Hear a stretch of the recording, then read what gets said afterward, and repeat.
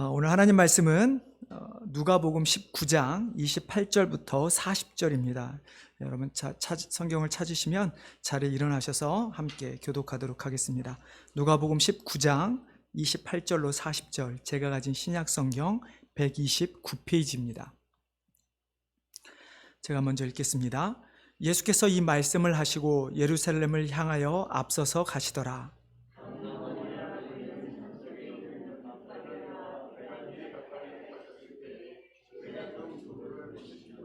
이르시되 너희는 맞은편 마을로 가라. 그리로 들어가면 아직 아무도 타보지 않은 나귀 새끼가 매어 있는 것을 보리니 풀어 끌고 오라.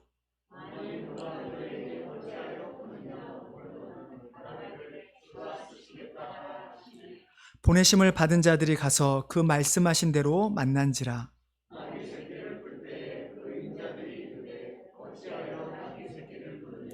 대답하되 주께서 쓰시겠다 하고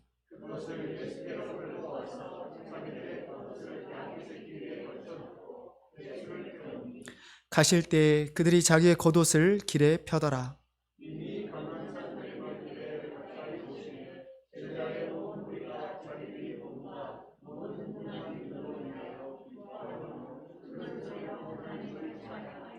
이르되 찬송하리로다. 주의 이름으로 오시는 왕이여, 하늘에는 평화여, 가장 높은 곳에는 영광이로다 하니.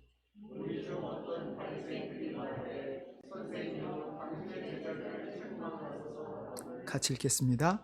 대답하여 이르시되 내가 너희에게 말하노니 만일 이 사람들이 침묵하면 돌들이 소리 지르리라 하시니라. 아멘. 자리에 앉아주시기 바랍니다. 제가 한 번 더 기도하겠습니다. 하나님, 이 시간 하나님의 말씀을 듣기를 원합니다. 하나님, 우리에게 말씀하여 주시고 우리는 그 하나님의 말씀 앞에 겸허히 나아가며 그 말씀을 받고 또 말씀대로 살아가겠다 다짐하는 귀한 말씀의 시간 될 수 있도록 은혜 내려 주시옵소서. 감사하오며 예수님의 이름으로 기도드리옵나이다. 아멘.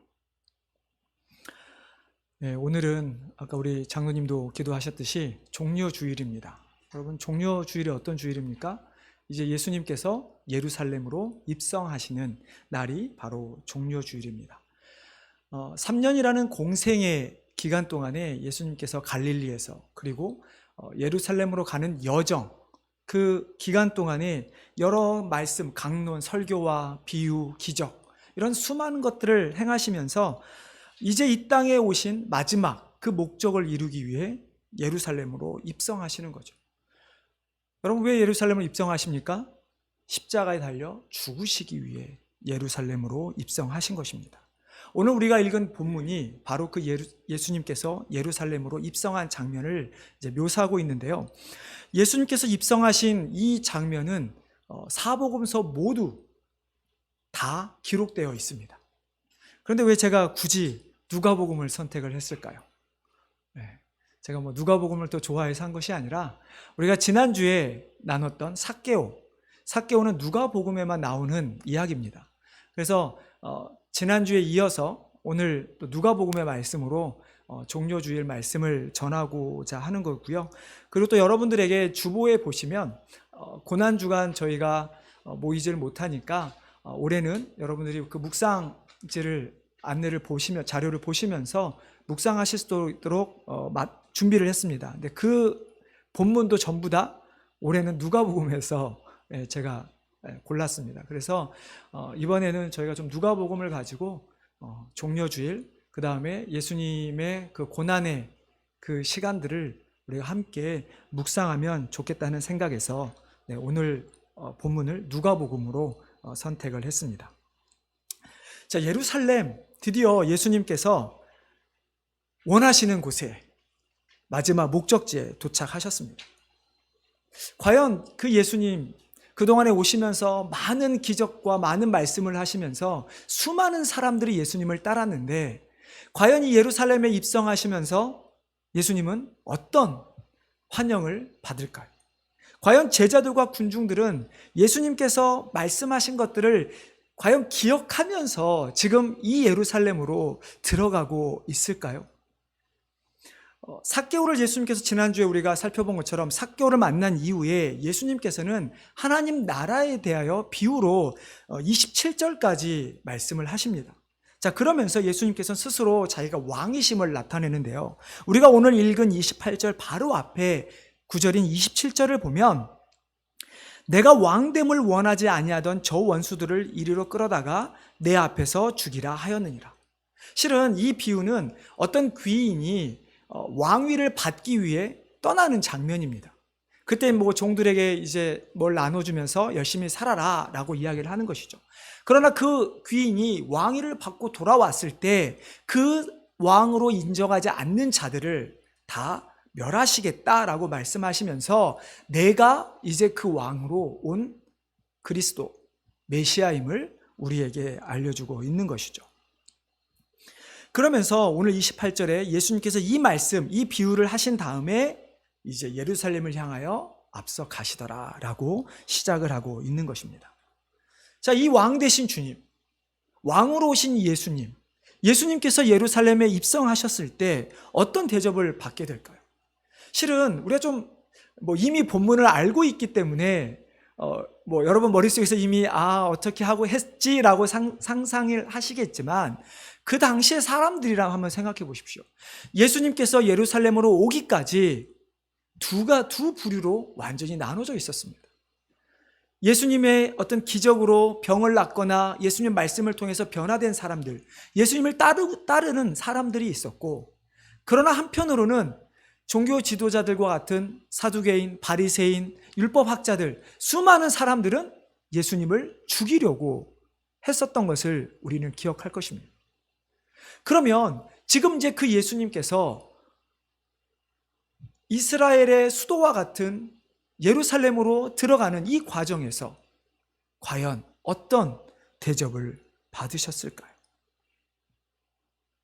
참 많은 그런 상황들이 있겠지만, 그러나 예루살렘으로 입성하신 주님을 군중들은 환영을 하게 됩니다. 그래서 오늘 말씀의 제목을 승리의 입성이라고 지었는데요. 이 승리의 입성은 제가 지은 것이 아니라 여러분 혹시 그 성경책에 소제목들이 달린 성경책을 대부분 아마 가지고 계실 것입니다. 거기에 보면 다 승리의 입성이라고 소제목을 달아놓고 있습니다. 자, 실제로는 예수님께서 십자가에서 죽으시러 가시는 상황인데 왜 성경은 이것을 승리의 입성이라고 이야기를 하는 것일까요? 왜 죽으러 가신 그 주님을 우리는 승리하신 주님으로 영접을 해야 되는 것일까요? 그것은 예수님께서 십자가의 죽음을 통해 죄와 죽음 그리고 사단을 이기셨기 때문입니다. 세상의 가치관으로는 죽음을 당하는 것이, 그리고 그 죽임조차도 당시의 가장 흉악한 형벌, 흉악한 범죄자들만 죽이는 십자가에서 죽는다는 것은 결국 모든 것이 끝나는 것이고 가장 치욕스러운 것일지 모르겠지만 그것은 끝이 아니고 시작이고 패배가 아니라 승리라는 것입니다. 영원히 죽을 수밖에 없는, 영원한 패배자로 살 수밖에 없는 우리를 예수님께서 십자가의 죽으심으로 말미암아 영원한 삶, 승리자로 우리를 세워주셨기 때문에 비록 예수님께서 예루살렘으로 죽으러 가시는 순간이라 할지라도 이 순간은 승리의 입성이 되는 것입니다. 그래서 그 주님의 십자가의 죽음으로 말미암아 또한 하나님께서는 모든 권세를 예수님께 주셨습니다. 바울은 빌립보서 2장 9절 10절 11절에서 보면 사람의 모양으로 자기를 낮추시고 십자가에 죽기까지 복종하신 예수님께 하나님께서 어떻게 하셨는지에 대해서 기록을 하고 있습니다. 제가 읽어드리겠습니다. 이러므로 하나님이 그를 지극히 높여 모든 이름 위에 뛰어난 이름을 주사 하늘에 있는 자들과 땅에 있는 자들과 땅 아래에 있는 자들로 모든 무릎을 예수의 이름에 꿇게 하시고 모든 이름으로 예수를 그리스도를 주라 시인하여 하나님 아버지께 영광을 돌리게 하셨느니라. 예수님께서 우리 인간을 위해 죽으심으로 하나님 나라의 왕이 되셨다는 것입니다. 그렇기 때문에 예수님께서는 그 예루살렘의 입성이 패배가 아닌 승리의 입성인 것이죠. 그리고 그 주님 앞에 세상의 모든 자들, 하늘에 있는 자들이나 땅에 있는 자들이나 심지어 죽어 땅 아래에 있는 자들까지도 그 주님 앞에 복종케 하시겠다라고 사도 바울은 우리에게 말씀하고 있는 것입니다. 그런데 과연 당시의 군중들은 앞으로 예수님께서 무엇을 하실지 알고 있었을까요? 정말 상상하기도 싫은 가장 치욕스러운 죽임을 당할 거라는 것을 과연 그들은 단 한 번이라도 생각을 했을까요? 군중들은 몰랐다 치더라도 예수님께서 분명히 제자들에게는 말씀을 하셨는데 제자들은 어땠을까요? 아무것도 모르는 상황에도 이들은 예수님이 타시는 나귀에 자신의 겉옷을 깔고 길에 종려나무를 깔며 자기의 옷을 던지며 소리를 칩니다. 호산나 호산나 주님의 이름으로 오시는 이. 과연 이들이 이 외치는 이 소리의 의미를 그들은 정확히 알고 있었을까요? 당시 유대인들이 원했던 메시아 왕은 자신들을 짓밟고 있는 그 로마라는 거대 제국을 전복시키는 것이었습니다. 그 나라를 없애고 이제 하나님의 택하신 백성, 선민으로서 이스라엘이라는 나라를 다시 세우는 것이었습니다. 그래서 그들이 그 선지서를 통해서 예언서를 통해서 그들이 기대했던 그 마지막은 메시아가 와서 자신들의 새로운 나라를 세우는 그런 세상의 왕을 그들은 원했던 것이죠. 그런데 어떻습니까? 그들이 생각했던 것과는 달리 예수님은 십자가에서 달려 죽으셨고 그 예수님이 죽는 그 순간 사람들이 갖고 있었던 자신들의 모든 환상, 기대, 희망 것들이 전부 다 바뀌어버리고 맙니다. 아니 왜? 메시아로 오셨다면 우리를 구원하셔야 되는데 여기서 구원은 영적인 구원이 아니죠. 우리나라를 다시 세우셔야 되는데 왜 십자가에서 그냥 허무하게 죽으신단 말이에요? 그들은 예수님께서 왜 이 땅에 오셨는지를 결코 깨닫지 못하고 있었던 것이죠. 여러분, 예수님께서 지금 입성하시는 이 광경 가운데 우리는 어떻습니까? 우리도 혹시 군중들과 같지는 않습니까? 우리가 분명히 예수 그리스도를 믿어서 우리는 죄 사함을 받고 하나님 나라에서 영원한 삶을 바라는 그런 자들이 되었는데 우리가 그런 영원한 하늘나라에서의 하나님과 함께하는 그 삶을 기대하기보다는 여전히 이 땅에서 누군가로부터 칭찬을 받고 누군가로부터 대접을 받고자 하는, 주님을 환호하고 주님을 영접하는 것이 아니라 누군가로부터 환호를 받고 영접받고자 하는 그런 모습으로 우리가 살아가고 있지는 않습니까? 여러분, 죄와 사단으로부터 승리하신 영원한 하나님 나라의 주인 되시는, 왕이 되시는 그 주님, 그 왕 되신 주님에 대해서 스가랴가 이렇게 예언하죠. 우리가 이미 교동문을 통해서 읽었던 말씀입니다. 스가랴 9장 9절에 보면 시온 딸에게 이르기를 내 왕이 내게 임하느니 그는 겸손하여 나귀 곧 멍에 매는 짐승의 새끼를 탔도다. 스가랴 선지자는 이스라엘 백성들에게 자, 이제 너희들의 진정한 왕이 이 땅에 오실 것이라고 예언을 한 것입니다. 그리고 그 왕 되신 주님께서, 메시아이신 주님께서 이 땅에 오신 것이죠. 그리고 그 주님께서 진정한 왕으로 등극하시기 위해, 자신들의 백성을 구원하시기 위해 십자가의 길을 걸어가고 계신 것입니다. 여러분, 이처럼 우리가 주님의 이 승리의 입성, 그 왕 되신 주님, 결국 모든 만물이 그의 발 앞에 순종하게 되고 그런 모든 만물을 다스리시는 그 주님, 그 왕 되신 주님을 우리가 정말 믿고 따르길 원한다면 우리는 그 왕 되신 주님께서 오늘 본문에서 보여주신 모습을 우리도 따라가야 할 것입니다. 자, 그러면 오늘 본문에서 승리의 입성을 하신 주님의 모습은 어떤 모습이었을까요? 첫째로 승리하신 예수님은 겸손의 왕으로 이 땅에 오셨습니다. 30절, 31절 말씀을 한번 여러분 같이 읽어주시기를 바랍니다. 30절, 31절입니다. 자, 시작.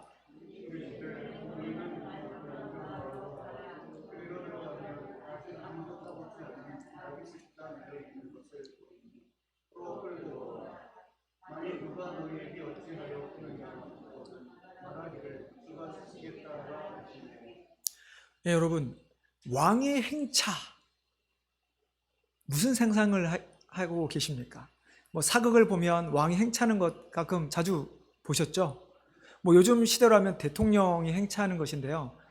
뭐 호화찬란한 가마, 마차, 혹은 전차, 아니면 요즘 말로 하면 리무진, 수없이 많은 사람들이 호위하며 왕이 나아갑니다. 물론 이때 이스라엘이라는 나라는 이미 멸망했고 로마의 지배를 받고 있던 시대이기 때문에 뭐 그렇게 할 수는 없었다 할지라도, 그러나 최소한 뭐 당시에 비싼 교통수단인 말이나 뭐 낙타, 뭐 요 정도는 타고 그래도 들어가셔야 그래도 위풍당당하게 들어가시는 거 아닌가 생각할지도 모르겠습니다. 근데 예수님께서 오늘 무엇을 타고 입성하십니까? 나귀도 아니고 나귀의 새끼. 여러분, 나귀는 그래도 뭐 짐을 싣거나 그리고 사람이 타고 갈 만큼 훈련되어 있습니다. 훈련해서 사용했던 동물입니다. 근데 나귀의 새끼는 어떤 훈련도 되어 있지 않는 것을 의미합니다. 근데 예수님께서 지금 그냥 나귀도 아니고 나귀의 새끼를 끌어오라고 이야기를 하시죠. 자, 성경에서 분명히 예수님을 왕으로 오셨다고 이야기합니다. 근데 그 왕이 무엇을 타고 입성합니까? 나귀의 새끼. 이것은 극명하게 우리에게 이야기하고자 하는 것이 있다는 것입니다. 자, 왕은 최고의 권위를 상징합니다. 모든 사람이 복종해야 될 권위를 가진 자가 왕입니다. 근데 그 왕으로 오신 그 예수님은 세상의 왕처럼 그저 모든 사람을 다스리는, 지배하는, 누르는 그런 왕이 아니라 모든 하나님 자신을 통해서 자신의 백성이 될 자들을 섬기시는 겸손의 왕으로 오셨다는 것을 우리에게 보여주고 있는 것이죠. 여러분, 예수님께서 겸손의 왕으로 오셨다. 이 말은 결국은 예수님께서 다스릴 하나님 나라가 어떠한 나라인가를 우리에게 보여주고 있는 것입니다. 그리고 그 하나님 나라에 들어갈 하나님의 백성들은 어떠한 삶을 살아야 하는가, 어떠한 모습을 보여줘야 하는가를 우리에게 나타내고 있는 것이죠. 여러분, 우리가 미국에서 살아가고 있습니다. 세계에서 경제, 정치, 문화, 군사 가장 대국이라고 하는 미국에서 살아갑니다. 만약 우리가 아프리카의 어떤 정말 못 사는 나라에 가서 그들이 우리에게 당신들은 어디서 왔습니까? 그랬을 때 우리가 우리는 미국에서 왔습니다. 뭐 혹시 우리 한국에서 왔습니다 라고 했을 때 그들이 느끼는 것은 무엇일까요? 그 대단한 나라, 그 발전한 나라, 그 한국의 모든 그 BTS, 저는 잘 모르지만 BTS가 그렇게 유명한 그 나라의 사람이군요 라고 하는 어떤 외적인 모습에 우리는 생각을 하며 살아갑니다. 그런데 하나님 나라는 그러한 외적 당당함에 있지 않다는 것입니다. 우리가 아무리 이 땅에서 잘나고 잘 산다 할지라도 그것이 하나님 나라에서 그대로 동일하게 적용된다는 것이 결코 아니라는 것입니다. 왕이신 주님께서 나귀 새끼를 타고 입성하신 그 모습, 그것은 결국 하나님 나라는 겸손한 자, 자신을 낮추는 자들의 나라가 된다라는 것이죠. 세상의 질서는 높음에 있습니다. 그래서 우리는 이 세상에서 어떠한 모습, 어떠한 상황에서 어떠한 방법으로도 높아지기를 원합니다. 돈을 많이 가져서 높아지든, 명예를 갖든, 지위를 갖든, 아니면 내가 정말 남보다 더 운동을 열심히 해서 근육을 갖든, 무엇인가 하나라도 남보다 더 높아지기를 원하는 것이 세상의 질서입니다. 그러나 하나님 나라의 질서는 반대로 낮음에 있습니다. 낮아지는 것이 결국 천국에서 높임을 받게 되는 것이죠. 여러분, 예수님께서 무엇이라 말씀하십니까? 세베대의 어머니가 예수님께 이렇게 여쭙니다. 주님, 나의 두 아들을 하나님 나라에서 주의 양편에 앉혀 주십시오. 이 말을 들은 제자들 참 속이 좁습니다. 하나님 나라를 이해하지 못합니다. 그래서 그들은 분을 냅니다. 아니, 그래도 내가 저들보다 더 많이 일을 했는데, 내가 베드로라면 내가 수제자인데 어떻게 그런 말을. 그때 예수님께서 이렇게 이야기합니다. 마태복음 20장 25절 28절의 말씀입니다. 예수께서 제자들을 불러다가 이르시되 이방인의 집권자들이 그들을 임의로 주관하고 그 고관들이 그들에게 권세를 부리는 줄을 너희가 알거니와 너희 중에는 그렇지 않아야 하나니 너희 중에 누구든지 크고자 하는 자는 너희를 섬기는 자가 되고 너희 중에 누구든지 으뜸이 되고자 하는 자는 너희의 종이 되어야 하리라. 인자가 온 것은 섬김을 받으려 함이 아니라 도리어 섬기려 하고 자기 목숨을 많은 사람의 대속물로 주려 함이니라. 하나님 나라의 질서는 섬기는 자가 되는 것입니다. 종으로 살아가는 것입니다. 나의 생명을 다른 사람을 위해 드리는 것, 그것이 바로 하나님 나라에서 높임을 받을 수 있는 방법이 되는 것이죠. 그렇기 때문에 왕이신 예수님께서 나귀를 타고, 나귀 새끼를 타고 입성하시는 그 가장 겸손의 모습, 낮은 자의 모습, 섬김의 모습, 그 모습이 바로 하나님 나라에서 이루어지는 질서의 모습인 것이죠. 여러분, 그럼 우리도 겸손해야 하지 않을까요? 우리도 겸손해야 합니다. 제가 겸손해야 한다라는 말을 할 때 제 어떤 분이 한 말이 머릿속에서 계속 실은 좀 맴돌았습니다. 최근에 어떤 분하고 이야기를 하다 보니까 우리가 보통 많이 쓰는 말이 우리가 하나님 앞에서 겸손하십시오, 겸손해야 합니다, 이런 말을 많이 쓰잖아요. 근데 그분이 그러시더라고요. 목사님, 겸손이라고 하는 말은 어떤 같은 급에 있는 사람들끼리 중에서 어떤 사람이 다른 사람보다 더 뭐랄까요, 잘난 체하지 않고 자기를 낮출 때 쓰는 말입니다.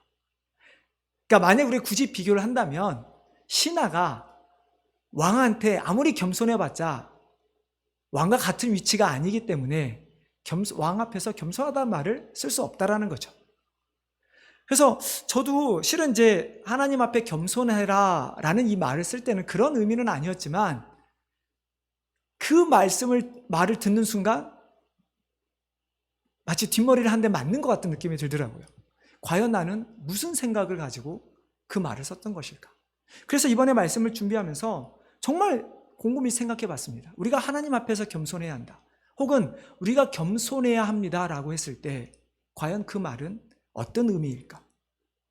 여러분, 우리가 겸손해야 한다, 이 말은 분명히 어떤 분이 말씀하신 것처럼 우리는 죄인이기 때문에 하나님과 동등되는 지위에서 우리가 하나님 앞에 겸손하다라는 의미로 사용할 수는 없습니다.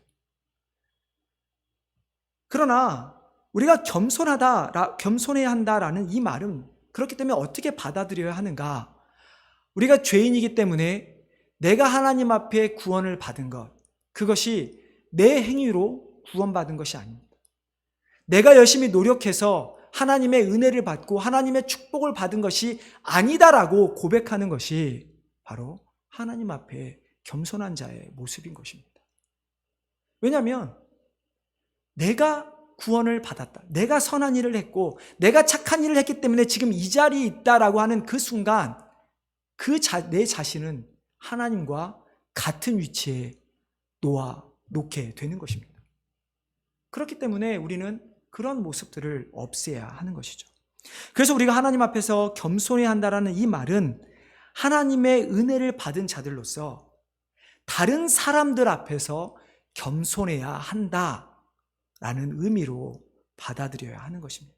좀 더 말씀을 드리자면 주님께서 죽으시기까지 겸손의 모습으로 우리를 섬기셨던 것처럼 우리가 하나님의 은혜를 받았다면, 그래서 우리가 이제 하나님의 자녀가 되었다면 이제 우리는 그것을 다른 사람을 위해 나의 모든 것을 사용해야 되는, 주님처럼 나의 생명을 들여 복음 전하는 일에 최선을 다하는 겸손한 자가 돼야 한다라는 것이죠.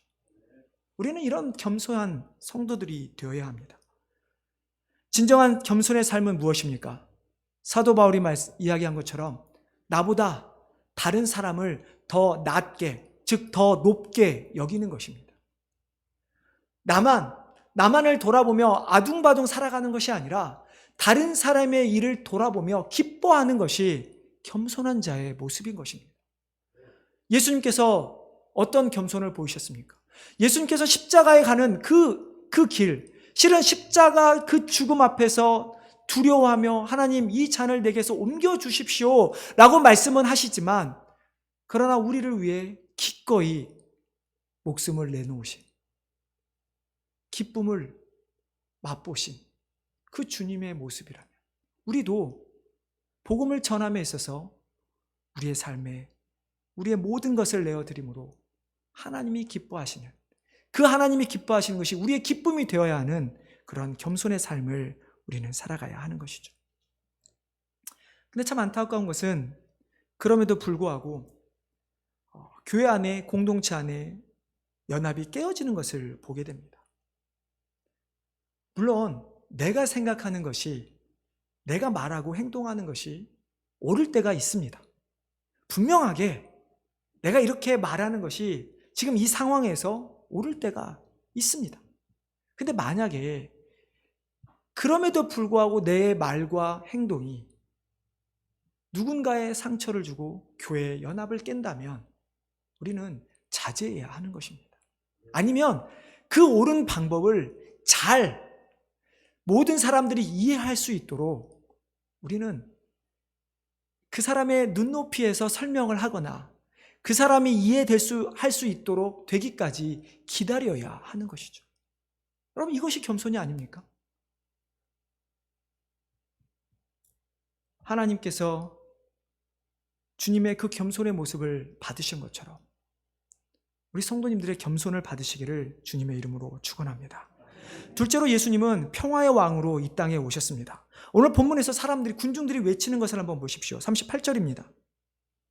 찬송하리로다 주의 이름으로 오시는 왕이여, 하늘에는 평화여, 가장 높은 곳에는 영광이로다. 여러분, 사람들이 어떤 왕을 원했다고 제가 말씀드렸죠? 앞에서 말씀드린 것처럼 로마를 무너뜨리고 이스라엘을 세우는 것, 과거 다윗과 그 솔로몬, 가장 번영했던 그 나라를 세우는 것, 그것을 그들은 원했습니다. 여러분, 12제자 중에 가룟 유다가 있죠. 성경에서 정확히 가룟 유다가 열심당원이었다라고 기록된 것은 없지만, 그러나 그가 했던 행동들, 그리고 그의 이름의 의미, 여러 가지 의미를 통해서 결국 가룟 유다가 보여준 모습은 열심당원의 모습을 보여준 것인데요. 가룟 유다가 열심당원이냐 아니냐, 지금 그것을 말씀드리고자 하는 것은 아닙니다. 열심당이라고 하는 것은 원래 율법을 정말로 충실히 지켜서 하나님께 열정적으로 헌신된 자들을 열심당이라고 불렀습니다. 그러니까 정말 하나님 열심 믿는 자들이죠. 근데 로마가 팔레스타인 지역을 이제 지배하게 된 이후부터 이 열심당원들이 그들의 성격이 바뀌게 됩니다. 그들이 단순히 하나님을, 율법을 지키고 하나님을 섬기는 자들 이상으로 이제 이 땅에 하나님의 그 다스리는 나라, 하나님만 섬기는 백성들이 존재하는 나라를 세우기 위해 무장 독립단체로 성격이 바뀌게 됩니다. 결국 가룟 유다가 예수님을 왜 배반하게 됩니까? 물론 하나님의 이 세상을 구원하는 그 어마어마한, 우리가 알지 못하는 그 구원의 역사를 이루기 위해 가룟 유다를 하나님께서 사용하신 것이지만, 그러나 가룟 유다 입장에서 보면 그가 만약에 열심당원이었다면 그가 원했던 것은 무엇일까요? 예수님께서 보여주셨던 그 많은 기적들을 가지고 하루빨리 자신의 민족을 구원하는 것이었습니다. 근데 예수님이 보이시는 모습은 전혀 그것과는 다른 모습이죠. 예수님이 행동한 모습은 무엇입니까?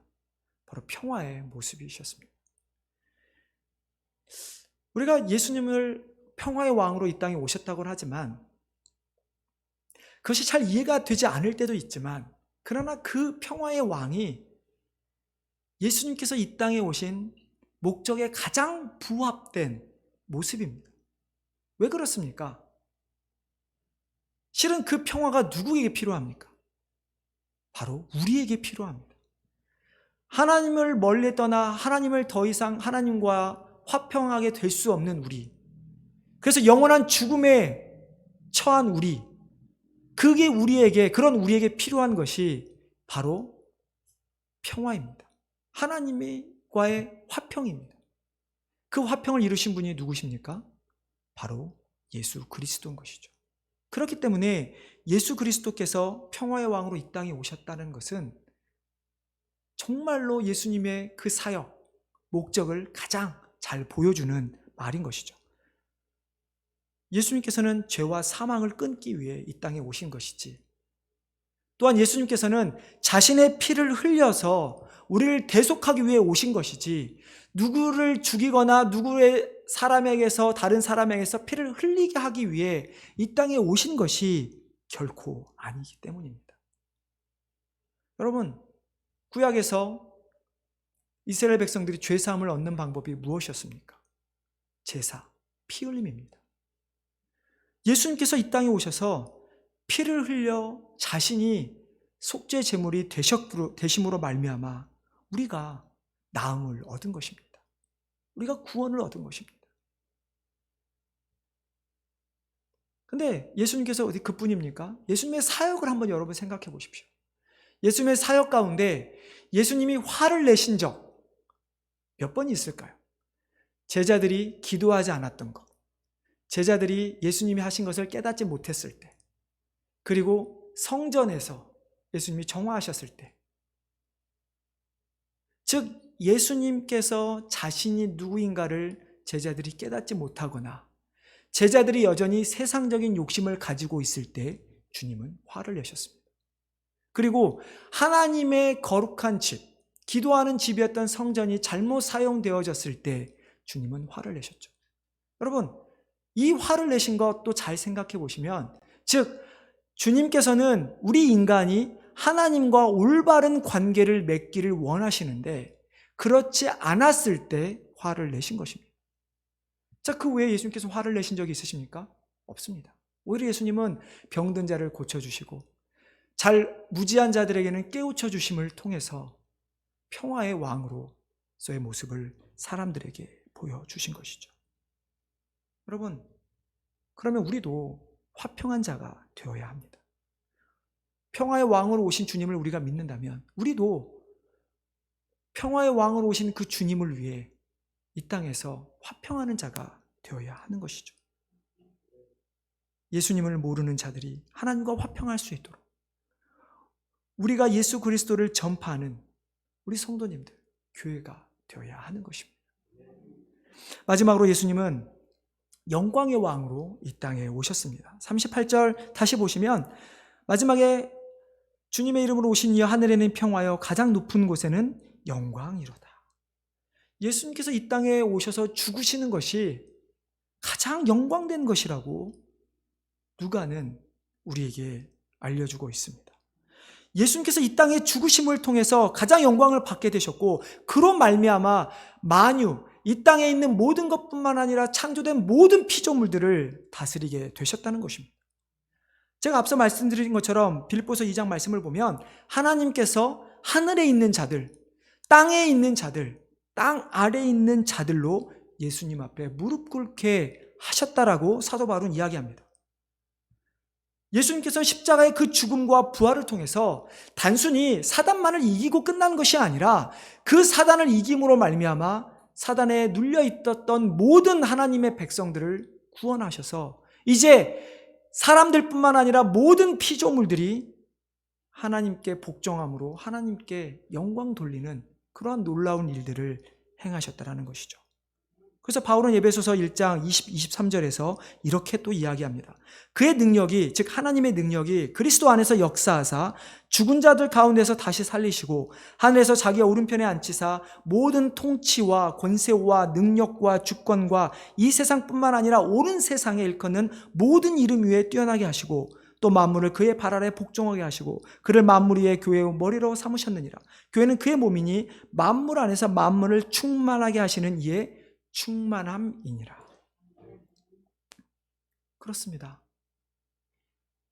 예수님께서는 영광의 왕으로 이 땅에 오셨고, 또한 모든 이들로 말미암아 영광을 받으셨고, 또 그로 말미암아 모든 것 안에 하나님의 은혜와 능력이 충만할 수 있도록 우리를 다스리시는 영광의 왕이 되신 것입니다.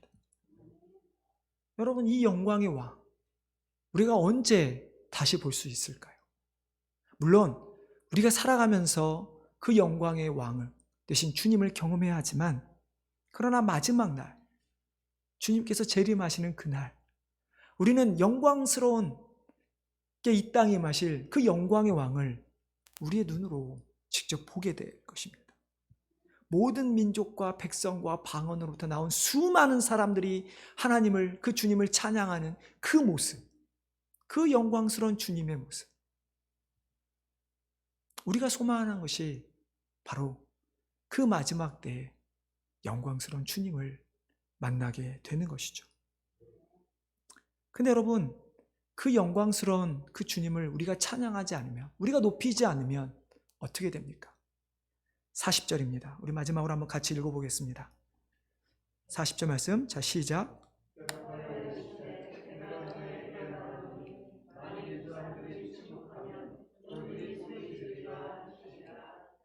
사람들이 찬양하지만 어떻게 됩니까? 돌들이 소리 지르게 되리라. 즉, 결국 주님의 왕 되심, 그 왕 되신 그 주님, 승리하신 주님은 결코 숨겨질 수가 없다는 것입니다. 여러분, 나중에 또 나눌 수 있겠지만 예수님께서 돌아가신 이후에 어떻게 합니까? 예수님을 무덤에 넣고 군사들로 지키게 합니다. 종교 지도자들 입장에서는 예수님이 부활할 것이라는 것을 믿고 싶지도 않았고, 그런 일이 절대로 벌어지지 않도록 숨기기 위해서 군사들을 배치합니다. 어느 누구도 예수님을 빼가거나 혹은 예수님이 살아나서 도망갈 수 없도록. 우리가 아무리 사람들이 예수님을 거부하고 예수님을 찬양하지 않는다 할지라도, 하나님께서는 이 세상의 무언가를 통해서는 그 주님의 승리를 찬양토록 한다는 것입니다. 그렇다면 숨길 수도 숨겨지지도 않는 그 주님의 그 승리, 그 십자가를 우리가 찬양해야 되지 않을까요? 우리가 왜 이 자리에 모여서 지금 예배를 드리고 있습니까? 바로 그 승리의 주님을 찬양하기 위해서인 것입니다. 우리가 주님을 찬양하지 않으면 어떻게 됩니까? 마지막 주님이 오시는 그날 우리는 모두 주님의 심판을 받게 될 것입니다. 겸손과 평화와 영광의 왕으로 오신 예수님, 그 주님을 우리의 매일 삶에서 끊임없이 찬양하시기를 바랍니다. 정말 주님께서 우리에게 주신 그 놀라운 승리의 구원을 항상 높이는 그러한 삶을 살아가시기를 바랍니다. 그저 자신들의 이익을 위해, 자신들이 바라는 것만을 위해 아무것도 모른 채 나귀 새끼 위에 겉옷을 올렸던, 종려나무 가지를 흔들며 호산나 외치는 그런 군중들이 아니라 우리의 영원한 형벌을 해결하신 그 주님, 진정한 메시아이신 왕이신 그 주님을 높여드리시기를 원합니다.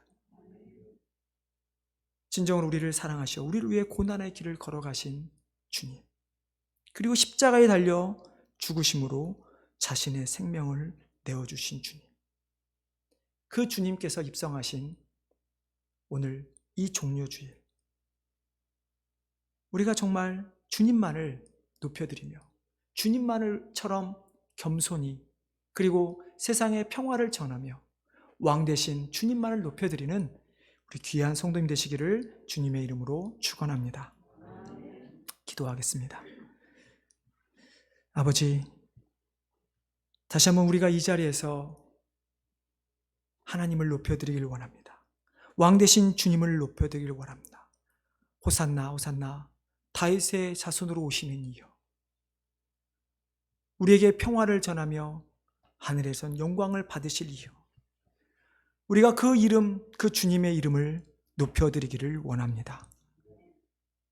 우리를 위해 십자가에 죽으시기 위해 예루살렘으로 입성하신 그 주님, 그러나 결코 패배가 아닌 승리의 입성을 하신 주님, 우리가 그 주님을 따라 이 땅에서 승리할 수 있게 하여 주시옵소서. 하나님, 주님처럼 우리도 하나님의 은혜를 경험한 자로서 사람들 앞에서 겸손한 자들이 되기를 원합니다. 그 겸손함으로 주님의 사랑과 은혜를 나누는 자들이 되기를 원합니다. 그렇게 우리와 교회를 사용하여 주시옵소서.